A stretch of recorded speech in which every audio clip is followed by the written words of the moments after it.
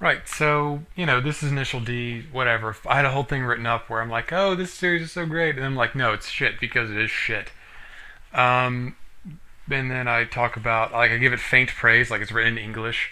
And, it's numbered sequentially. And there are instructions on how to read manga in the front in case you find a good manga. Because this is not a good manga. This is a bad, shitty, fucking generic, forgettable, awful, monochrome fucking piece of shit manga. It's just the fucking worst. If I could pronounce the names of the people who wrote this, I would tell you that they're fucking awful.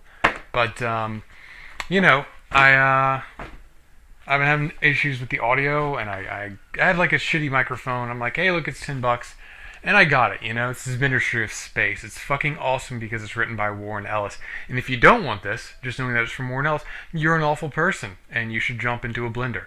So anyway, feet first. So I got this shitty little microphone. It's been useless. It's been useless. It's some days it's like, oh, it's the fucking not a prime number of the month. Well, fuck you. I'm not gonna work. So I put it in a drawer because I'm like, it's awful to waste it. It's a piece of. This is Midnight Nations by J. Michael Straczynski. He's really underrated. He's also simultaneously fucking overrated. He wrote Babylon 5. So anyway, I get the thing out because I'm desperate for audio like 2 weeks ago because nothing's working for audio. Nothing's working for audio. And I try it out and it gets amazing. It's crystal clear motherfucking sound. You could fucking just run your hand over it and it's smooth as fucking glass sound. It's the best fucking sound ever. And what's my script? Oh yeah, my script is that I say nice things about the artist for this, and it's a great artist. And then there are like three storylines here, and like they're fucking shit, and they shouldn't even work together, but they do somehow. And I make a joke about Mr. Burns and The Simpsons, so just fucking laugh at the idea of that. We're gonna move on here. So, and in the middle of editing last week's video, it just stops. This is Taskmaster Unthinkable. It's a great fucking book. Let me see what else I got here. I got Chew, got The Next Day, got Hijinks Ensue, I got Crisis on Infinite Earths, I got Nope. This too. Taskmaster Unthinkable is the best book of all these lots. So, continuing on, it's written by Fred Van Lente. If you ever fucking happen across that name again, you should just buy it. So anyway, I'm in the middle of editing last week and selling that microphone decides, well, fuck you, Chris. So I got to go with like a bunch of first takes just to keep my audio levels fucking consistent here. So anyway, this thing's heartbreaking and it's action-packed and it's hilarious, and fuck you if you don't want it. This is Final Crisis Run. Yeah, seriously. This is also a great book. It's a Final Crisis tie-in, but it's this douchebag when the Martian Manhunter dead, and it's a serious meditation on the fucking shittiness of supervillains and why they're fucking so shitty and how they're so shitty. But anyway, so now I tried it again and it's still fucking useless. I guess today is not a prime number day of the month, and it is the set of headphones. I could seriously give a shit less. Because honestly, I just want these things to sound good, and I don't think I'm asking too much. That in the year 2013, I can put. This is Crisis on Infinite Earths. If you don't know what it is, Google it. You stupid asshole. So this is Crisis on Infinite Earths. It's great. It's the fucking best. It's the first Crisis. It's the best Crisis. Yeah, it's amazing. It's everything you. It's a classic comic book. This my classic comic spot. Again, there's a whole script here. I don't know what I was gonna say about it. I'm sure it's basically just fucking that. So right, yeah, the audio levels, and I got my old headphones on again, which I hate fucking wearing because I look like the dude from Cloud City whenever I'm wearing these things. This is Hijinks Ensue. It's a webcomic.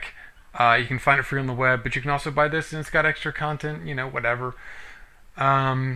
It's geek stuff. If you like geek, if you're watching this, you're the demographic. So anyway, you're absolutely gonna fucking love it. So I'm just so tired of working with this audio shit.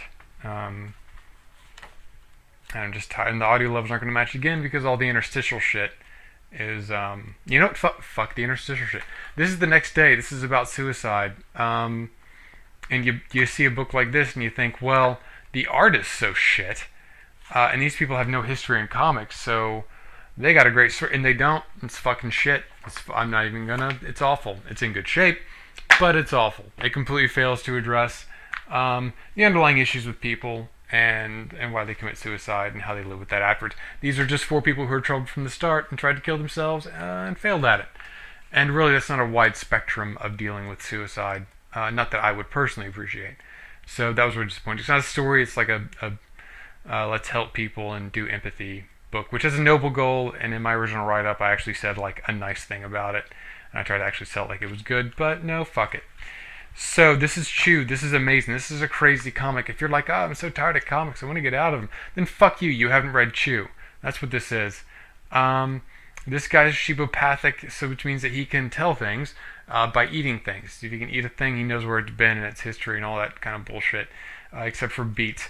And like, there's aliens and vampires, and like the FDA is the most powerful law enforcement agency on Earth, and chickens are banned. And seriously, fucking seriously, this thing isn't like anything you've ever seen before. It has action, it has believable romance, it has drama, it has tension.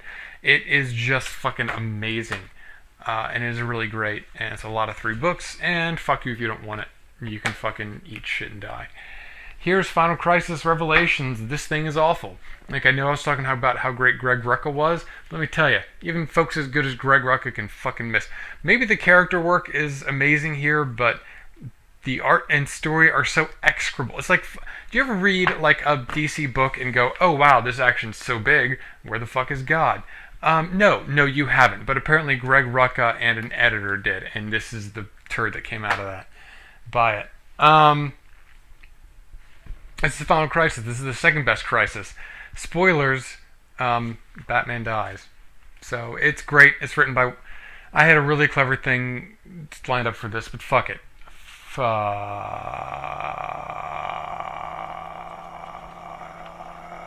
it.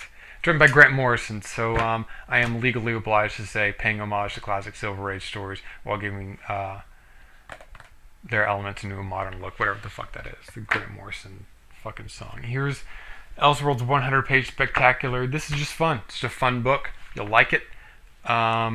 It does all kinds of crazy shit you would not have expected. It's in great shape.